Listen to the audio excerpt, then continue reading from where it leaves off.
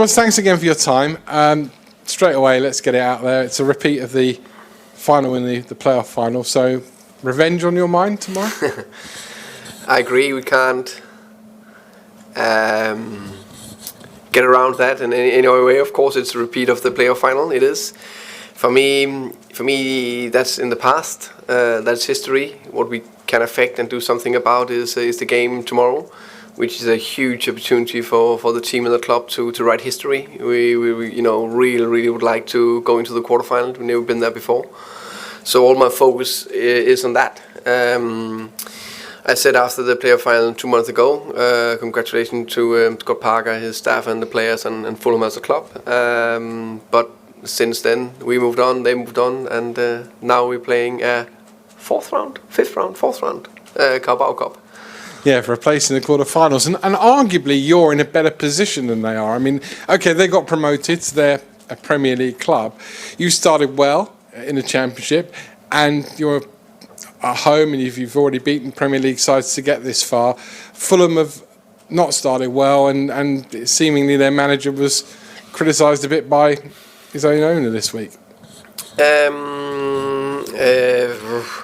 I can focus on us and say that we are relatively pleased with the start of the season. I think we have a top cup run. I think we have put some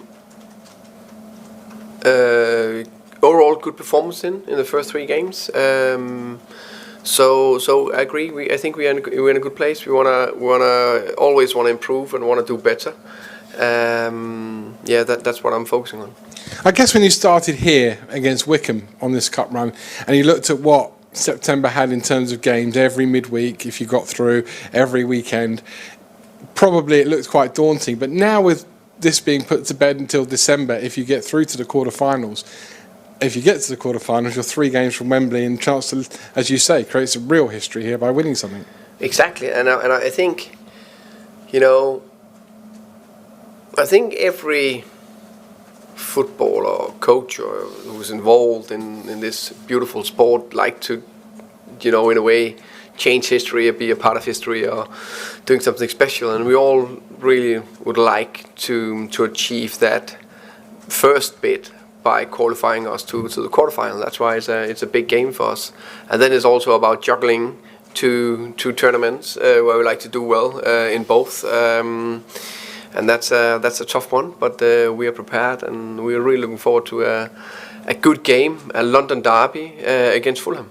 What Fulham team do you expect? Do you expect Scott to put out the one that were beaten by Villa on Monday, or do you think he'll change it up a bit because maybe he sees the weekend game more important? I don't know. I think he will change some players, if I should guess.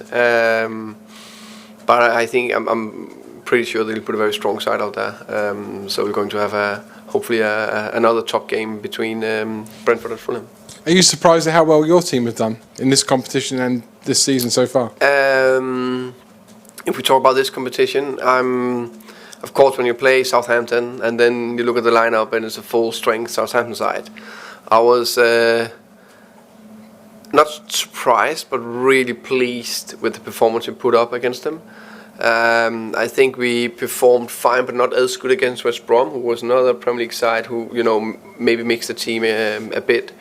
But it's just proven in the 3 cup games that we have a strong squad, and we have some interesting players that are pushing the more established one. I don't need to ask, do I, if you've been practicing penalties? Because I can see from your cut run so far you probably don't need to.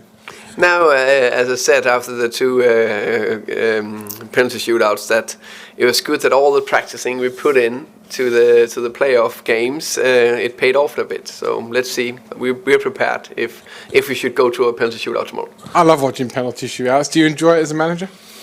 Not as much, I think. I even watched Tottenham-Chelsea last night, and that is flip of a coin. I prefer to finish it in the ordinary game. Last one. Transfer window shuts next Monday, and then a week on from domestically. First of all, Saïd Benrahma been linked for a long time this window with Crystal Palace. I know he came on last week. What is his situation, if anything's new in that situation? And what about you in terms of maybe getting more players in? Said is a Brentford player, and he will be in the squad for tomorrow. That's my concern. Getting players in. Let's see. I think everything can happen. You can give me a bit of a clue. No, the easiest thing to say yes or no, but it's transfer window, so everything can happen.